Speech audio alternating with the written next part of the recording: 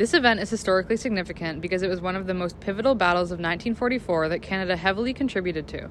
Canada suffered over 5,000 casualties, and Canadian identity was demonstrated in the soldiers' willingness and commitment to fight against German forces alongside other Allied countries.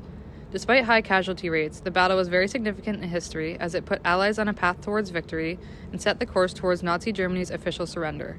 This event is also historically significant because the alarming rate of Canadian casualties throughout the Battle of Normandy led to a cabinet debate about conscription in Canada at the time. This event was important in shaping Canadian identity as it was significant in the Allies' path to victory, and if the outcome had been different, Canada would not be the nation that it is today. It also shaped national identity in the sense that soldiers demonstrated their willingness to fight for their country despite risks to their safety. As it was before compulsory military service, these thousands of Canadians volunteered their services to fight overseas. Their determination represents commitment to peace, freedom, and to their country, key qualities of Canadian identity. In 1920, the Indian Act in Canada was amended so that Indigenous children in Canada were required to go to residential schools. Indigenous people had been continuously advocating for rights and title, and in response, the government took further control of them by amending the Indian Act. This event can showcase positive change that occurred since 1920, such as the creation of National Truth and Reconciliation Day to acknowledge the trauma experienced at residential schools and allow survivors to share their stories, as well as the creation of laws that give Indigenous people the right to freely pursue their economic, political, social, and cultural development. However, this event also represents what has stayed the same in Canada and the reconciliation that still has to be done. For example, many Indigenous communities still lack proper access to clean and safe drinking water. This event reflects that in the past, governmental figures wanted to erase Indigenous identity from Canada altogether through mandating residential schools.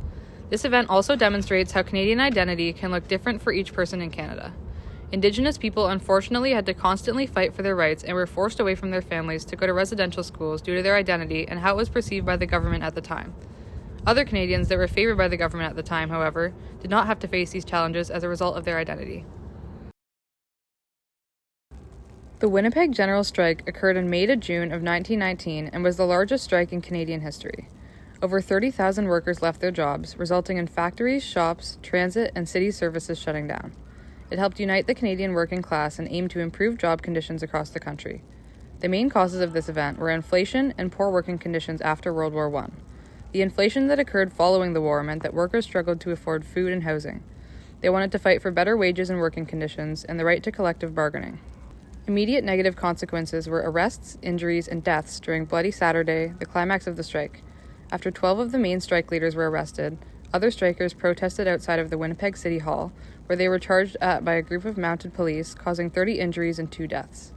This consequence demonstrates Canadian identity by representing the historically established relationships that authority can have with citizens. Although the strike did not result in immediate changes to job conditions, positive consequences were that it united the community of labor workers and also made labor movements more common. It was a stepping stone to the creation of thousands of unions we have today. The stock market crash occurred on October 29, 1929, as a result of Wall Street investors trading 16 million shares from the New York Stock Exchange in one day. Canadians lost major trading partners when Americans stopped buying goods. As a third of Canadians' economy relied on exports, a collapse in international trade led to high unemployment rates and decreasing family revenues, leaving many Canadians feeling hopeless and facing hunger and poverty. They also felt unsatisfied due to their government's inability to provide adequate support. Many Canadians vocalized these opinions during the Great Depression in the form of strikes. Nowadays, this event is discussed as an internationally significant event regarding economic recession in the 30s. Although it wasn't the single cause of the Great Depression, it was one of many influencing factors. This event shaped Canadian identity because it contributed heavily to an international economic crisis that affected all Canadians throughout the 30s. During this time period, people had to adapt their identities as Canadians to account for economic hardship by limiting their spending and any unnecessary costs such as entertainment. This adaptability became a key part of Canadian identity at the time. The Canadian Voice of Women for Peace was founded in 1960 to oppose violence and advocate for disarmament and social justice. To this day, it's Canada's oldest national feminist peace group. After the Cold War began, people became concerned about nuclear radiation as a result of the American government testing atomic bombs. This primary source showcases the founding of the Voice of Women by portraying one of their first projects, which tested how children were affected by atomic testing. It shows feminist Ursula Franklin leading this project at the University of Toronto testing the strontium levels in baby teeth collected from women across the country. This source is important in showcasing the activism women in Canada were doing in the 60s despite sexism and the change that this particular group made through spreading social awareness to the dangers of strontium. The formation of this group shaped Canadian identity as it was one of the first feminist groups in Canada. It made it so that women could work together to advocate for rights and an end to violence. The Canadian Voice of Women website states that they are focused on building cultures of peace through education, advocacy, and amplifying the voices of women. As a result, this event showcased and continues to showcase Canadian identity by providing women with a sense of community where they can advocate for their identities and make effective changes with a feminist approach.